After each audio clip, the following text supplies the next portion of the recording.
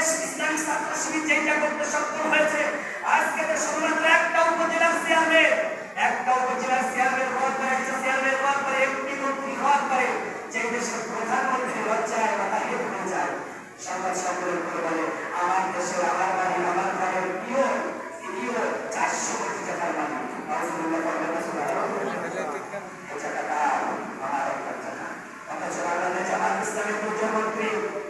Parliament চালিয়েছেন, আমরা জানেন, আপনারা মন্ত্রণালয় চালিয়েছেন।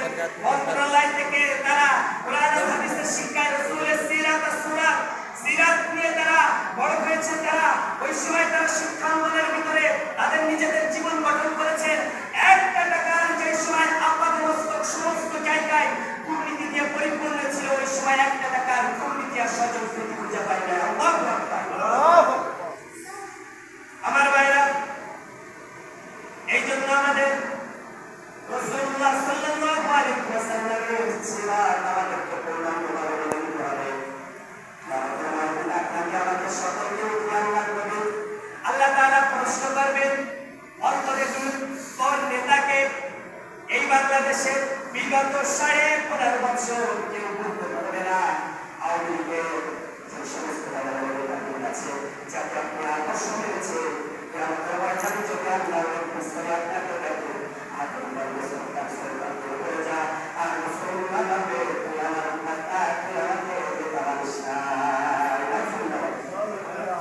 আল্লাহ তাআলা বলেন ইয়াউমানা কুল্লু নাসিন বিইমামিহিম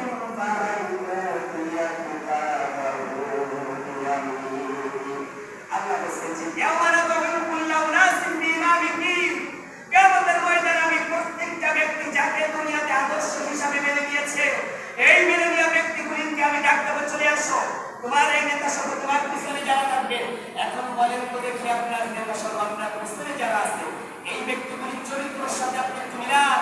2008 সাল থেকে নিয়ে 2024-এর 5ই আগস্ট পর্যন্ত তাদের চরিত্র যদি আপনি সিটে কোথাও রাসূলুল্লাহর চরিত্রের সাথে আপনি মিলাতে পারবেন না। কথা বলেন ঠিক কিনা?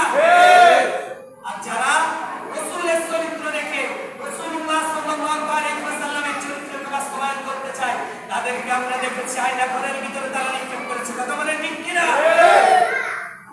এই মানুষগুলোকে আমরা যারা আছি রাসূলের ওয়ারিস, রাসূলের উম্মত কয় প্রকার? কথা বলেন।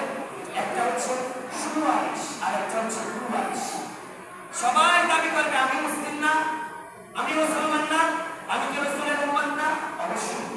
অবশ্যই আপনার দাবিটা আপনি সত্যবাদী, যেহেতু আপনি আখেরি নবীর উম্মত।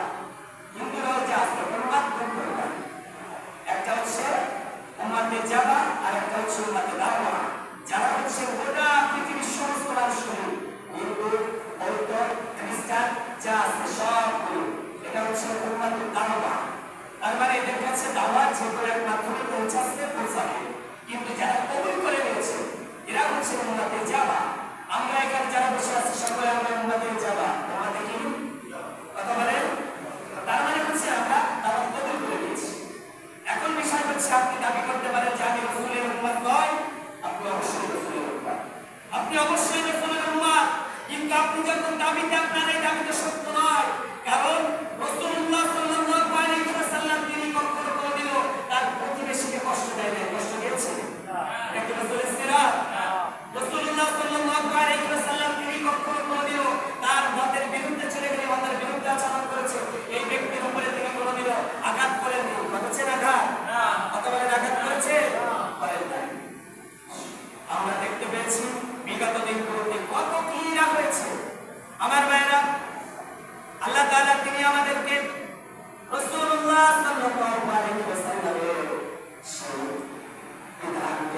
সেই সিরাতকে আমাদেরকে আজকে এই জায়গায় আজকে আমার সাথে দাঁড়ায়। আজকে শুধুমাত্র আমরা ঘোষণা দিয়েছি রাসূলের সিরাত আমরা মানে সিরাতুন নবী উদযাপনের জন্য বাংলাদেশে জাতীয়ভাবে একটা দিন ছুটি ঘোষণা করা হয়। আপনারা জানেন ছুটি ঘোষণা করা হয়? জানেন?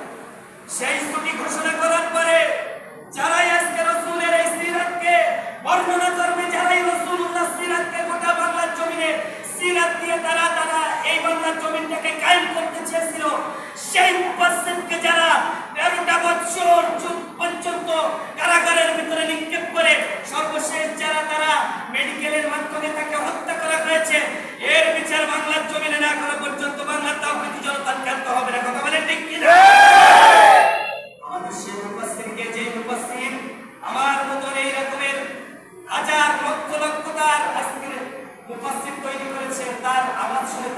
মসজিদে সাইদের মাঝখানে এমন কোনো ব্যক্তি নেই আমার মতো